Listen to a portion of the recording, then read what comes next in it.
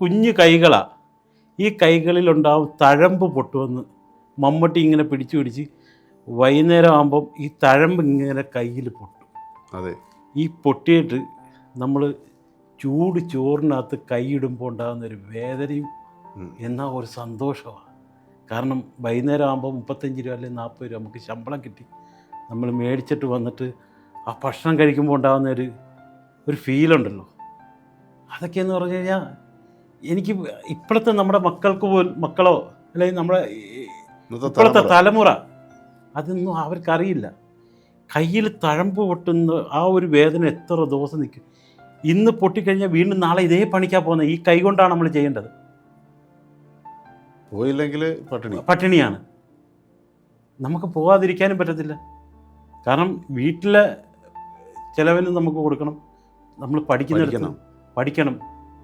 പഠിക്കുന്നവരെ മുമ്പിൽ പഠിക്കാൻ പോകുന്നിടത്ത് നമുക്ക് ഫീസ് കൊടുക്കണം. ഞാൻ 7ാം ക്ലാസ് പഠിക്കുമ്പോൾ ആണ് ആദ്യമായിട്ട് ജോലി ചെയ്യാൻ ഇറങ്ങുന്നത്. എന്ത് ജോലിയായിരുന്നു? ഞങ്ങളുടെ നാട്ടിൻ പ്രദേശത്ത് കായൽവാരമാണ്. അതെ, ആ കായൽവാരത്ത് കട്ടച്ചൂളകളുണ്ട്, കട്ട കമ്പനികൾ. ആ കട്ട കമ്പനിയിൽ പോയി കട്ട പറക്കി വെക്കലാണ് എൻ്റെ പണി. സ്കൂളിൽ പഠിക്കുന്ന കാലത്ത് രാവിലെ 7 മണിയാകുമ്പം ആ കട്ട കമ്പനി പോകും. രാവിലെ ഒരു 8:30-9 മണി വരെ കട്ട പറക്കി വെക്കും. എന്നിട്ട് സ്കൂളിൽ പോകും. അത് കഴിഞ്ഞ് വൈകിട്ട് 4 മണിക്ക് വന്നിട്ട് 5 മണി 6 മണി വരെ വീണ്ടും ആ കട്ട കമ്പനി പോയി കട്ട പറക്കി വെക്കും. എത്ര രൂപ കിട്ടും? 100 കട്ട പറക്കി വെച്ചാൽ 1 രൂപയാണ് കിട്ടുന്നത്. അങ്ങനെ മാക്സിമം 200 കട്ട എനിക്ക് പറക്കി വെക്കാൻ പറ്റത്തുള്ളൂ.